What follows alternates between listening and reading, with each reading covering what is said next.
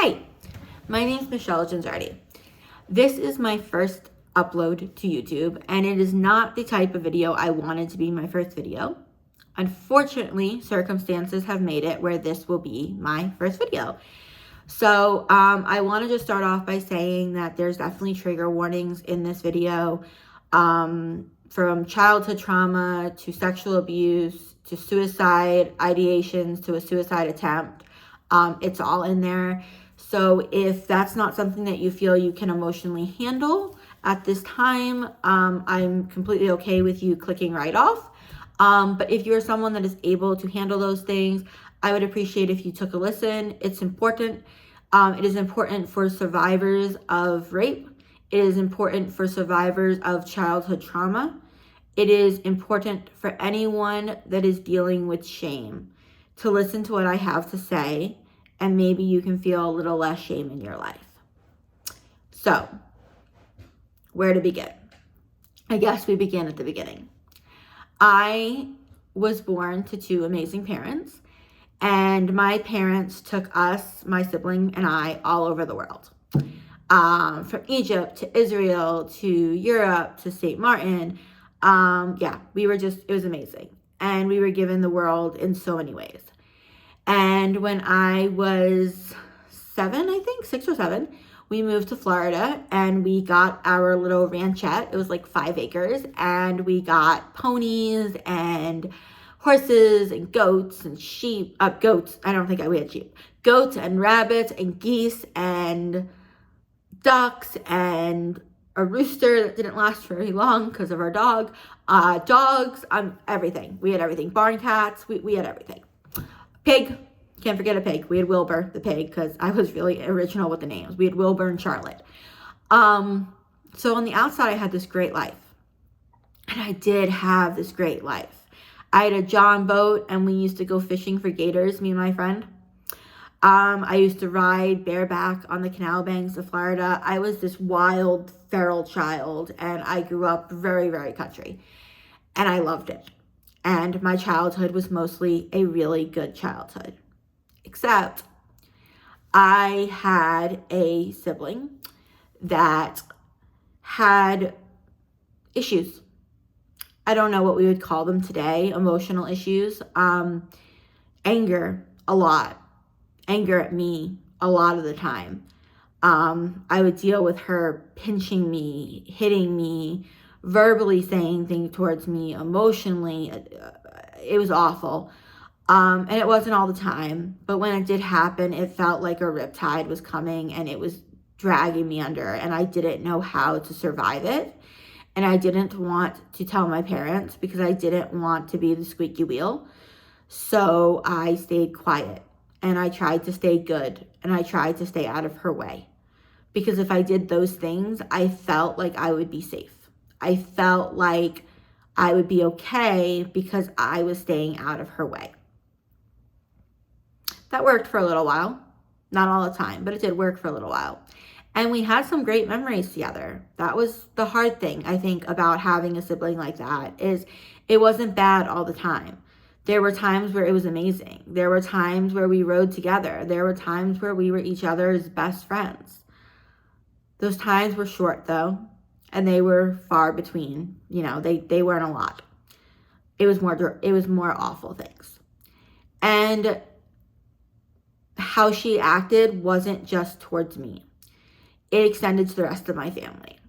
And I think we learned to walk on eggshells around her, and I don't think my parents knew how to deal with her. I remember counseling. I remember them trying all these different things and nothing was working. And I remember one day that will always stick out in my memory. I had been invited to a birthday party, and it was an ice skating party. So I'm in the Florida heat, dressed in a sweater and jeans, ready to go, all excited. And my dad asks me where my sister is. And long story short, we go to get her at the horse trainer's house. She decides she doesn't want to come. She throws a fit on the ground, which I witnessed. And I can only explain it as almost seeing it as someone was possessed. She would jerk and move and flail her body. And my dad was just standing there like staring at her, like he didn't know what to do.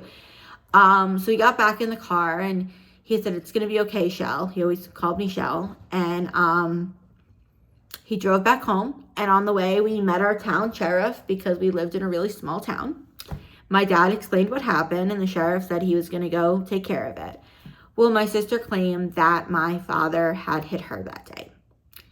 I was an eyewitness, and I knew that that didn't happen, and I was able to give that statement to the police officers, and the police officers knew my father, knew the type of man he was, and the case was dropped because it just had no validity. It wasn't real. It hadn't happened. That, it was a lie. But those things would happen, and we would kind of be this ship, my family and I, where we would be in really smooth waters for a really long time. And then the boat would rock and shake and tremble, and the waves would overtake us, and we would cling to the boat or to the life raft, whatever we could get to, and we would just try to hold on until the storm was over. And when the storm was over, life went back to what we considered normal. And it was normal for our family, unfortunately. When I was 13, we had moved back to New York, and my mom was working, and my dad was battling cancer, and I had a younger brother at home, and it was me and my sister. At 13 years old, I was raped. I was raped by two men in their 20s who were homeless. I was raped by them, and it was orchestrated by my older sibling. Not only was it orchestrated, but she participated.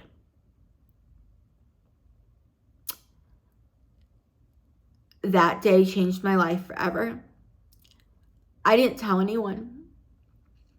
I didn't want to believe it was real. I convinced myself it was a nightmare. Oh, this awful nightmare. I convinced myself it was a nightmare. It had to be a nightmare. It couldn't be real. Nobody's sibling would do that to them. Nobody could hate someone that much. So it had to be a nightmare. That's what I convinced myself. So I moved on, and I buried it. I buried it so far down, so deep, I didn't think I'd ever have to deal with it again. And I made sure I was the good kid. I was no longer just the quiet one. I was no longer the one that wasn't going to be the squeaky wheel. I was going to be the great kid. I excelled in school. I was great in sports. I never went to a party that I shouldn't be at. I never drank unsupervised. I never broke a curfew. I never skipped a class. I was a great kid because I wanted my parents not to have to worry about me.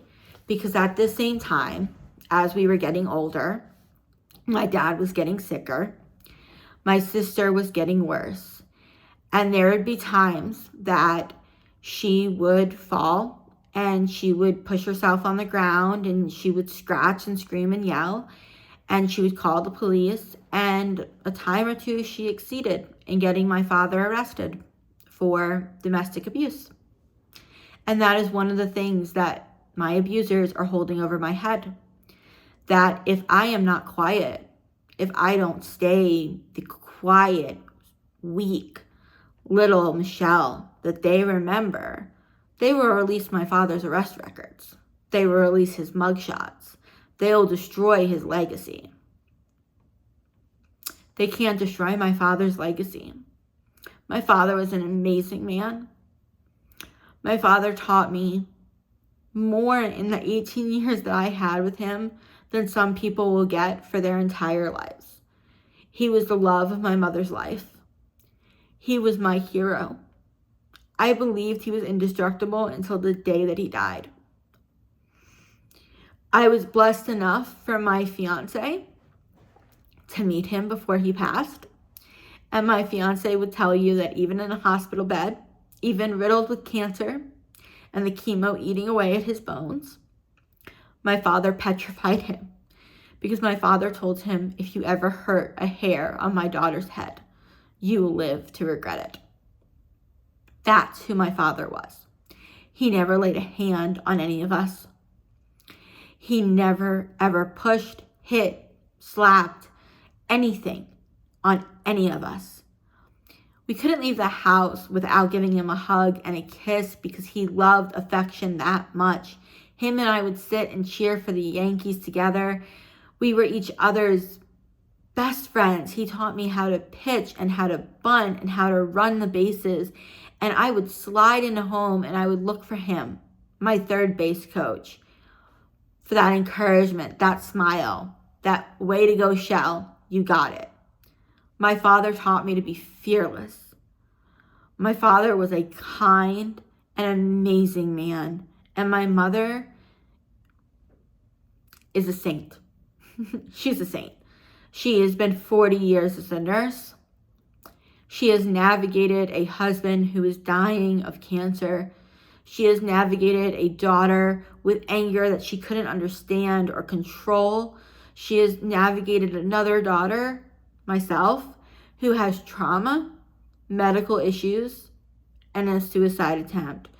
She has navigated a son who has broken her heart, stolen her money, and committed a crime. She has done all that with grace, never losing her faith, being the best grandmother she could possibly be, and being the best mother she could possibly be. So it's time for me to be the daughter that my parents raised. And that daughter isn't scared of anyone. So to my abusers, I want you to know that you will no longer be able to hold anything over my head. I am laying it all out. I'm laying it all bare. There will not be one iota of anything you can say that has not been said. You will no longer be able to shame me into silence. You will no longer be able to scare me into compliance. You will no longer have a part in my life because I am taking it back. So here it goes. After the trauma, after high school, I went off to college and I really thought everything was going to be better. Everything was going to be good. I had buried that trauma. I was okay. I met the love of my life. I was so happy. And then I remember family day came and my dad couldn't come because he was sick. And my mom came and she came with my brother and she came with my sister.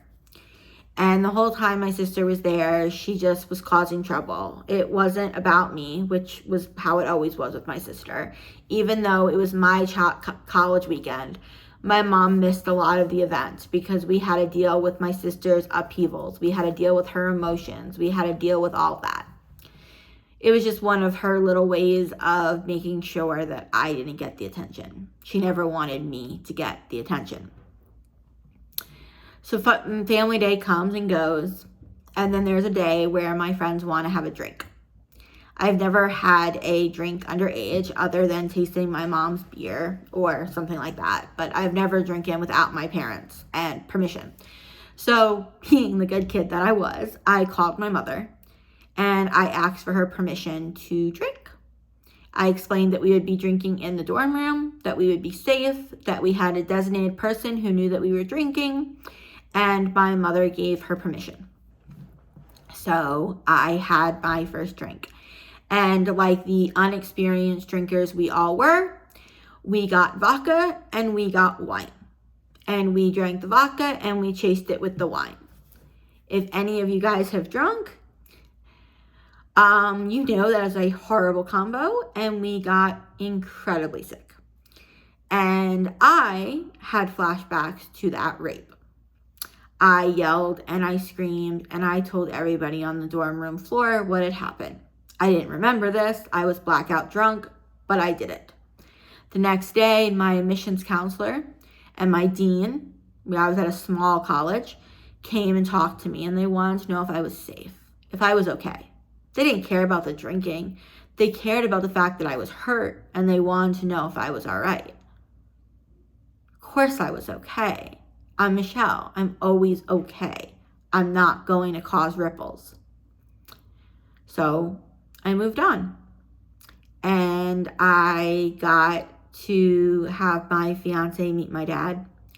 I got to get his blessing on my marriage. I got to have him scare the living daylights out of my husband, that he dare not hurt his little precious shell.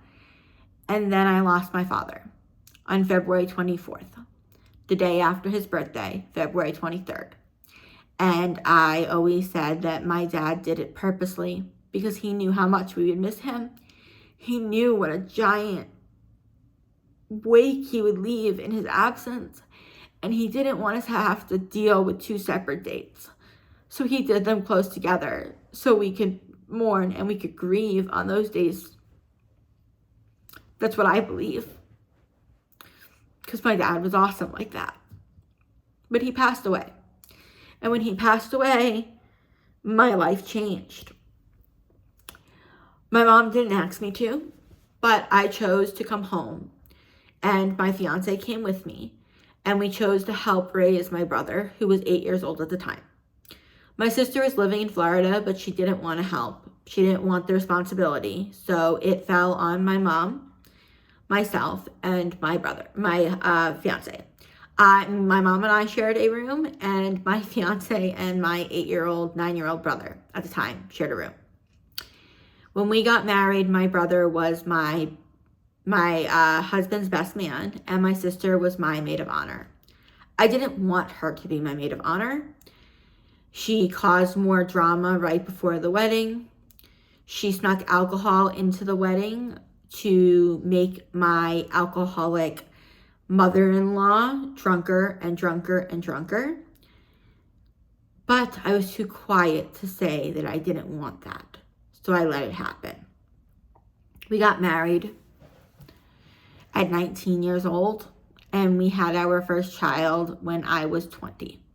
We were young parents, and we were working really hard. I was working as a waitress, my husband was working in a factory, and we were working 18-hour days just to keep the lights on, being a young family.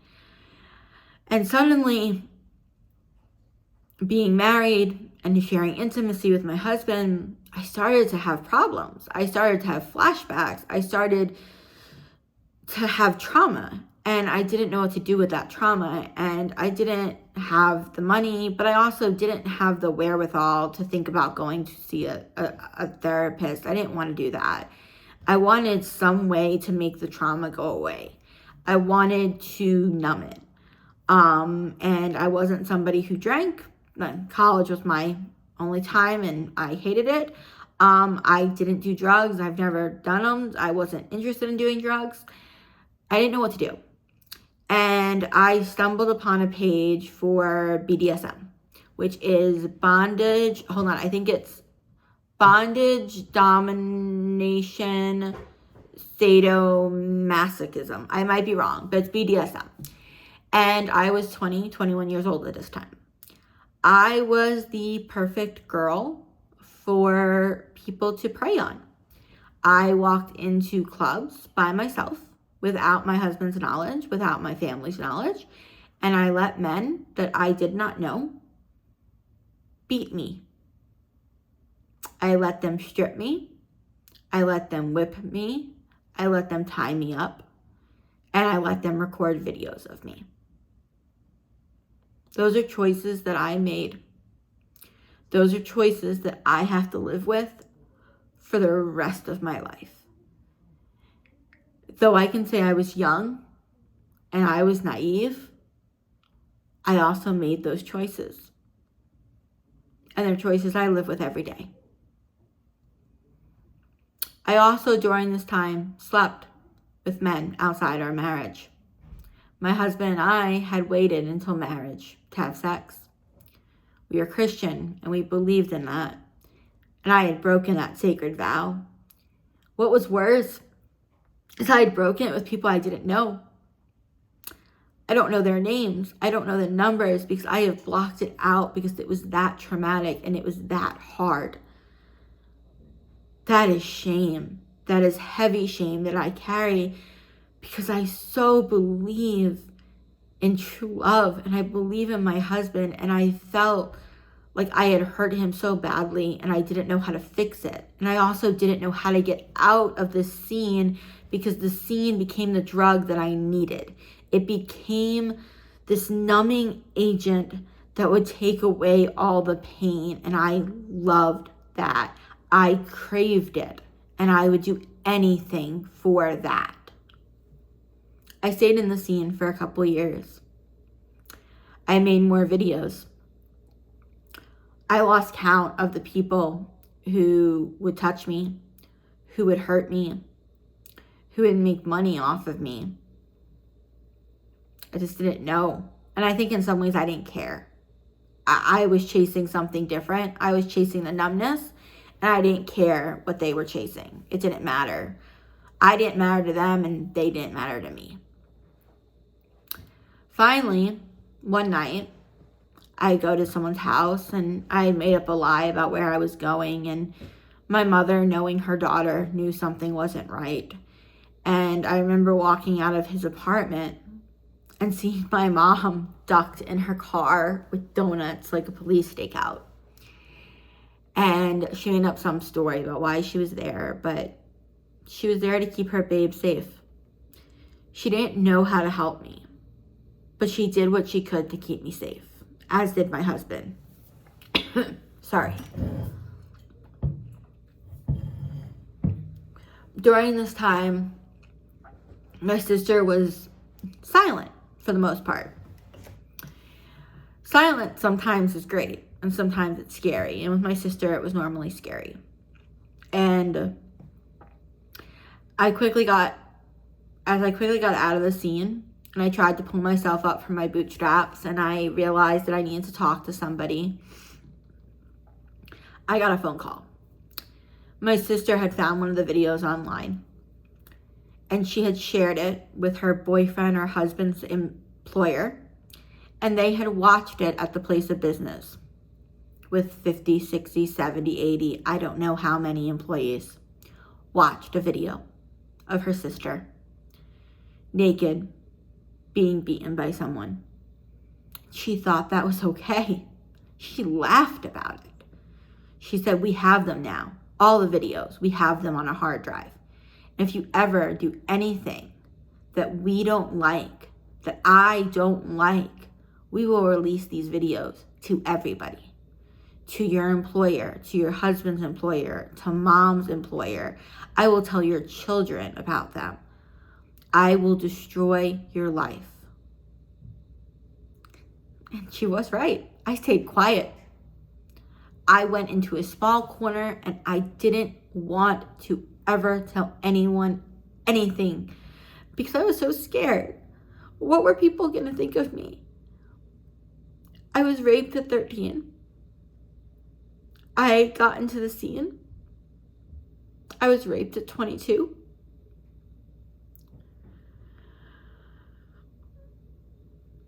I let people take videos of me. I lost count of people who used me. I can't even say had sex because I don't remember. I was that blacked out on trauma that I just wanted to die. I just wanted to die.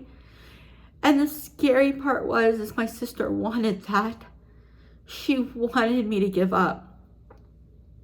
And I started to get therapy. I started to realize I needed help.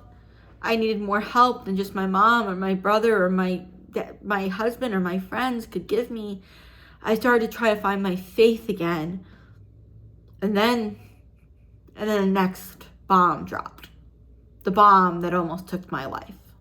My brother, the one that I'd helped raise from the time I was 8 years old, stole money from my mother in the thousands.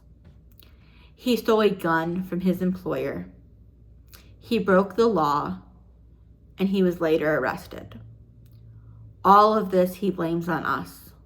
It is somehow our fault that he had to break the law and steal a gun. It is somehow our fault that he had to steal the money. He aligned himself with my sister, and in that, he broke my heart. And I didn't think I could live anymore. What else could she take from me? She had taken my innocence at 13. She had taken any feeling of safety in my life. She had stolen so much. How much more could she take? I decided she couldn't take any more. I was done. And I tried to die. And luckily, my husband was there. And he saved my life. And my mom and him got me into the hospital. And for the first time, I told them everything. Everything. From the time I was young to now. And I said that I need help. I need help. And I started going to therapy. And I started finally forgiving myself for the things that I did. Trying to forgive those who have hurt me. And trying to move on. And I thought we were doing a really good job about that. Bought a house. Have great kids. Have great careers. Go on vacations. We're a happy family. But then the bombs, they continue to drop. And there's always that one. That one she thinks is the nuclear bomb, you know? The one that says, I know about the men you slept with. I have videos of you. I have these things to prove what a horrible person you are, and I am going to share them. I am going to share them with your friends. I am going to share them with your church. I am going to share them with mom and her friends and her employer and your husband and his friends, and I am going to destroy your life. And the moment your children are old enough, we are going to tell them what horrible people you are, and we are going to steal them from you as well. That's the threat that's kept me quiet. That's the threat that has kept me from writing a book. Because what if I became known? What if she gave some tell-all interview? It'd be her word against mine, right? And I'm not good at fighting. Ask anyone. I'm Rex from Toy Story. I'm quiet. I don't make noise. Until today. I'm standing up today. I'm not standing up just for myself. I'm standing up for anyone who's been a victim of abuse, of verbal, emotional, physical, sexual trauma. For you to know that whatever path you took to recovery is okay. That you are never too far gone to be helped. You are never too broken to be loved. The right people, the good people in your life will love you no matter what. You know, Jesus didn't come to save the saints. He came for the broken. He came for those of us that our paths aren't so straight. He came for those of us that need him the most. So if you're watching this, and you are someone who has struggled with depression or anxiety or feeling like you are not good enough, or if you have struggled from a childhood that was ripped, the innocence was ripped from you, if you have dealt with rape, if you have dealt with unhealthy coping mechanisms because of that trauma, whether that be the things I have done, or whether it be drugs or alcohol or whatever it is, this is me saying it's okay. Talk, tell the people that love you. The only power abusers have over us is if we stay quiet. And I'm done staying quiet. So yeah, my name's Michelle. I'm a mom. I'm a wife. I'm a best friend to my mother. I'm a writer. I'm a sexual abuse survivor. I'm a trauma survivor. I'm a rape survivor. I am also someone who has made mistakes. Mistakes that will live on forever in videos that I can't delete. Videos that may filter through the websites, may find themselves in people's inboxes, and there's nothing I can do about that. But what I can do is say that that person, that girl, was hurting. She was hurting so badly, and she was trying to figure out how to feel safe.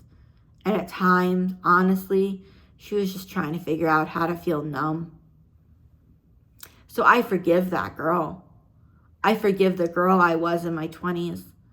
I forgive the girl who made those mistakes because I understand the reasons that she did them. And I'm getting help. I'm in therapy. I'm strong. And though I will never be thankful for trauma, though I will never be thankful for the things I've had to go through, I will say this, my favorite Bible verse, Jeremiah 29:11, "For I know the plans I have for you, declares the Lord." My story isn't over. It's only just beginning. And I can use the trauma that I have gone through, the pain that I have gone through, to spread awareness for others so they don't have to feel so alone. Because you shouldn't ever feel alone in any of this. So, to my mom and to my husband, thank you for encouraging me to do this. Thank you for standing behind me, beside me, and with me always. Thank you for my friends, for those that have encouraged me to pray, for those who have encouraged me to find church again. Thank you to my kids who won't watch this because they don't have social media, but they have given me new life every single day. Thank you to my little pup back there who is going to be my guide into freedom as he becomes a service dog. Thank you to everyone. Thank you to my friends. Thank you to my church who has helped me find a home and made me feel as though I belong. Thank you. And to my abusers, I just want to say, the Michelle that you thought you knew, the quiet one, the one that was scared to make noise, be the squeaky wheel, the Rex, she's gone. She's not here anymore. This is the new Michelle. This is the Michelle that is unafraid, who stands knowing I am loved beyond measure and you can't take that away from me. So do your worst. We are ready. That's it for now. Thank you guys for sitting through this. I know that it wasn't an easy video.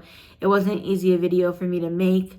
It isn't an easy video to listen to, but I do feel like it is an important video. I have tried not to make any edits to this video because I feel like it needed to just be said how I could say it. So the words might not be great. I do have a slight speech impediment, but I am hoping that this video got across what I wanted to say and what I felt needed to be said. Thank you.